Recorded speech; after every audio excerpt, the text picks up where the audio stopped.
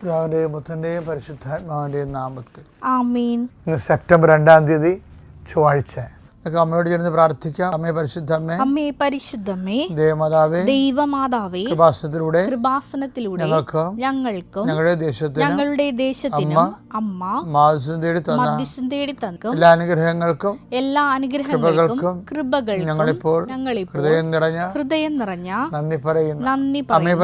അമ്മേ പരിശുദ്ധമേ, ദേവമാതാവേ, 2004 ഡിസംബർ 7 ഉച്ചകഴിഞ്ഞ് 2:30 കൃപാസനത്തിൽ സംഭവിച്ച അമ്മയുടെ പ്രത്യക്ഷപ്പെടലിനെ കുറിച്ച് തിരുസഭയ്ക്ക് സമർപ്പിച്ചിരിക്കുന്ന പഠനരേഖകളുടെ മേൽ സഭാത്മകമായ പഠനം ആരംഭിക്കുവാൻ ഞങ്ങൾ പ്രാർത്ഥിക്കുന്നു. അമ്മേ പരിശുദ്ധമേ, ഭൂസ്വർലോകങ്ങളുടെ രാജ്ഞിയായ അങ്ങയ്ക്ക് ഭൗമസംരക്ഷണത്തിനായി പ്രപഞ്ചപ്രകൃതിയെ തന്നെ തിരുസഭ പ്രതിഷ്ഠിക്കുവാൻ ഈ പ്രത്യക്ഷീകരണം വഴി ഇടയാക്കണമേ. പരിശുദ്ധമ്മേ, ജപമാല മാതാവേ, സകല കൃപാസനം പ്രാർത്ഥനകളോടും ചേർത്ത് ഞങ്ങളിപ്പോൾ പ്രാർത്ഥിക്കുന്ന ഈ കുടുംബത്തിന്റെ പ്രത്യേക നിയോഗം. മക്കളെ,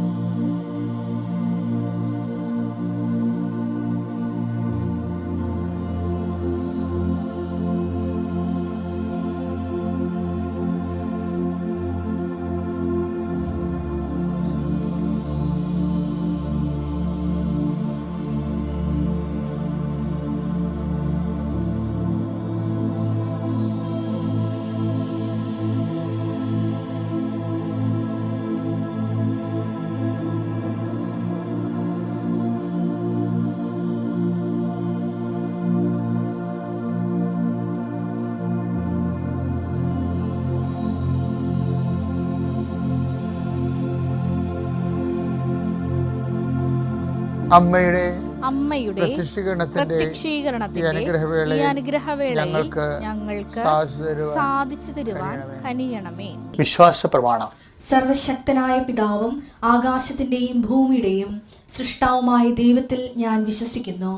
അവിടുത്തെ ഏകപുത്രനും ഞങ്ങളുടെ കർത്താവുമായ ഈശോമിശിഹായിലും ഞാൻ വിശ്വസിക്കുന്നു.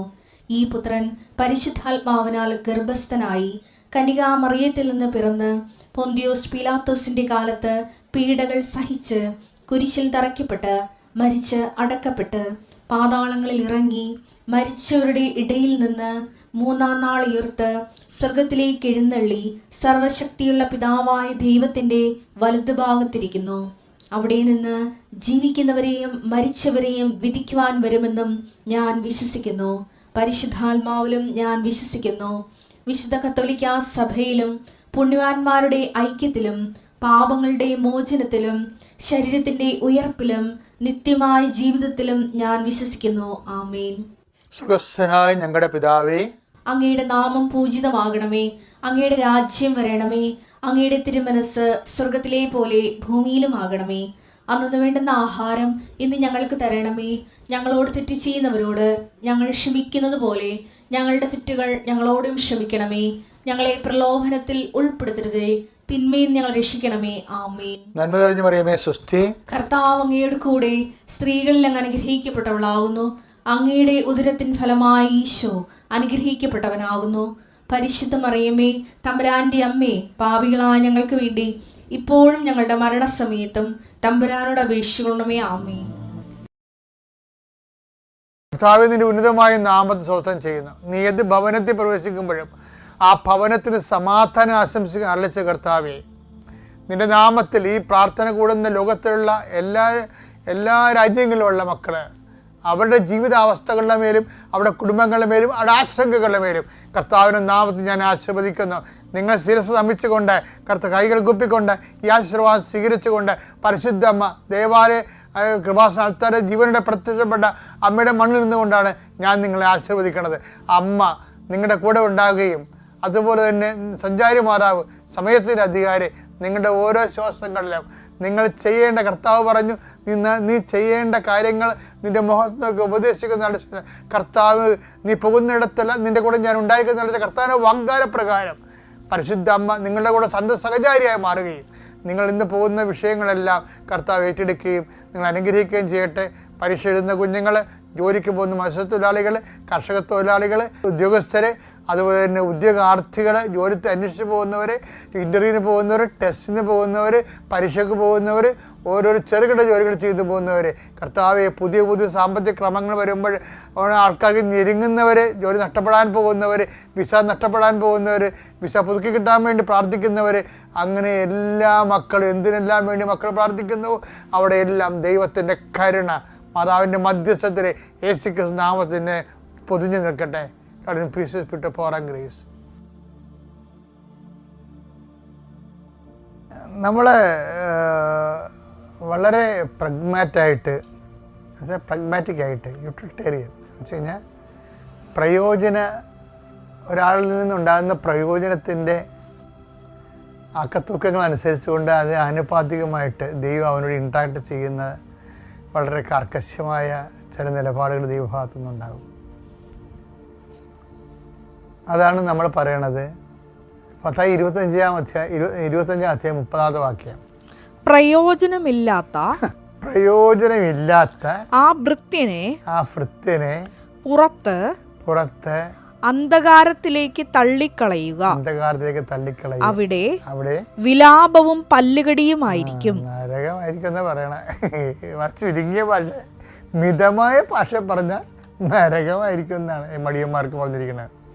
അത് വെച്ച് കഴിഞ്ഞാൽ എപ്പോഴും നമ്മൾ ശ്രദ്ധിക്കേണ്ടത് ദൈവത്തിരുസന്നിധിയിൽ വാല്യൂ ആകണം, വില ഉണ്ടാകണം. നമ്മൾ ഈ വാരിക്കെട്ടി പ്രാർത്ഥിക്കേണ്ടി ഒന്നും വരത്തില്ല. മനസ്സിലൊന്ന് വിചാരിച്ചാൽ മാത്രം മതി. നമ്മുടെ വിലയും വിചാരവും തമ്മിൽ ഭയങ്കര ബന്ധമാണ്. ഈ രക്തസ്രാവക്കാരി രോഗിയല്ലേ, അവൾ ഉള്ളിൽ വിചാരിച്ചതല്ലേ ഉള്ളൂ. മത്തായി 9:21 വായിച്ചോളൂ. അവന്റെ വസ്ത്രത്തിൽ ഒന്ന് സ്പർശിച്ചാൽ മാത്രം മതി എനിക്ക് സൗഖ്യം കിട്ടും എനിക്ക് സൗഖ്യം കിട്ടുമെന്ന് അവൾ ഉള്ളിൽ വിചാരിച്ചിരുന്നു. ഇത് നമ്മൾ ഇന്നലെ കണ്ട വചനമായിട്ട് ബന്ധമുണ്ട്. എന്താണ്? സുഖം പ്രാപിക്കാൻ തക്ക വിശ്വാസം ഇവക്കുണ്ട്. എന്താ കാര്യം? അവളുടെ ഉള്ളിൽ വിചാരമാണ്. എന്താണ്? അവൻ്റെ വസ്ത്രത്തിന് വിളിമ്പിൽ എങ്കിലും തൊടാനിടയായാൽ. ഇപ്പം ചില ആൾക്കാരൊക്കെ വിശ്വസിക്കേണ്ട സാക്ഷ്യം പറയുമ്പോൾ കേൾക്കാം, കൃപാസനത്തിൻ്റെ മണ്ണിലൊന്ന് ചവിട്ടാനിടയായാൽ മതി എന്ന് പറയും. അപ്പോൾ ഒരു പ്രാവശ്യമല്ല, ഒത്തിരി പേര് സാക്ഷി ഇങ്ങനെ തന്നെ പറഞ്ഞിട്ടുണ്ട്. കാര്യം അമ്മമാതാവിൻ്റെ സന്നിധിയിലേക്കൊന്ന് ചെല്ലാനിടയായാൽ മതി എന്ന് പറയുമ്പോൾ തന്നെ അവർക്ക് തക്ക വിശ്വാസമാകും. അവരുടെ വിശ്വാസം ദൈവത്തിന് റെസ്പോണ്ട് ചെയ്യാൻ പറ്റുന്ന രീതിയിലേക്ക് അതിന് കൈയും കാലും എടുത്ത് പ്രാർത്ഥിക്കേണ്ട കാര്യമില്ല. അങ്ങനെയുള്ള വ്യക്തികൾ ഇതുപോലെ നേരത്തെ പറഞ്ഞ പോലെ ദൈവത്തിന് പ്രയോജനമുള്ള വ്യക്തികളെ വെറുതെ ഉള്ളിലൊന്ന് ചുമ്മാ വിചാരിച്ചാൽ മതി, അത് വിചാരിക്കാനും നടക്കും. അപ്പം ഏറ്റവും വലിയ എളുപ്പമാർഗം ദൈവത്തിന് ഒരു ദിവസം കടന്നു പോകുമ്പോൾ നമ്മളെ കടന്നു പോകുമ്പോൾ ഇന്നത്തെ ദിവസം നിങ്ങൾ ഒരു ഉദാഹരണം എടുത്തോ. ഇപ്പം ഞങ്ങളൊക്കെ 24 മണിക്കൂർ വർക്ക് ചെയ്യുന്നവരാണ്. അപ്പം ദൈവം അങ്ങനെ ആക്കിയതാണ്. രാവിലെ 5:30 തുടങ്ങുമ്പോൾ 5:30 ഞാനൊരു 4 മണിയൊക്കെ 4:30 എഴുന്നേക്കും. അപ്പോഴുള്ള ബ്രീവരിയും കാരണ നമസ്കാരം, ജവന്മാർ 2-3 ജവന്മാരൊക്കെ ചെല്ലും. ചെല്ലിയ ശേഷം ഞാൻ എൻ്റെ ജോലിക്ക് പ്രവേശിക്കും. പിന്നെ പള്ളി കുർബാനയ്ക്ക് പോകും. കുർബാന കഴിയുമ്പോൾ പിന്നെ കൗൺസിലിംഗ് അല്ലേ, ആൾക്കാരുമായിട്ട് പ്രാർത്ഥിക്കുകയല്ലേ. അത് 6-7 മണിവരെ പ്രാർത്ഥിക്കും. പിന്നെ രാത്രി നമ്മൾ സ്വകാര്യ പ്രാർത്ഥനകൾ. അപ്പോൾ ഇതിനുള്ളിൽ എന്തുമാത്രം ആത്മാക്കളെ വീണ്ടെടുക്കുകയും എന്തുമാത്രം പേർക്ക് ധൈര്യം കൊടുക്കുകയും ചെയ്യുമ്പോൾ നമുക്ക് ദൈവത്തിൻ്റെ സന്നിധിയിൽ ഒരു പിടിപാടായി. എന്താണ്? ദൈവത്തിൻ്റെ സന്നിധി നമ്മൾ ആദ്യം പറഞ്ഞ പോലെ എന്താണ്? പ്രയോജനമുള്ള വ്യക്തിയായി മാറി. ഇതുപോലെയാണ് നിങ്ങൾക്കും സാധിക്കും ഇത്. എന്താ കാര്യം? നിങ്ങൾ കുടുംബത്തിന് വേണ്ടിയും കുഞ്ഞുങ്ങൾക്കും ചെയ്യേണ്ട കാര്യങ്ങളെല്ലാം നിങ്ങൾ കർത്താവിൻ്റെ തിരുസന്നിധിയിൽ ദൈവ മഹത്വത്തിന് വേണ്ടി കാഴ്ച വെക്കണം.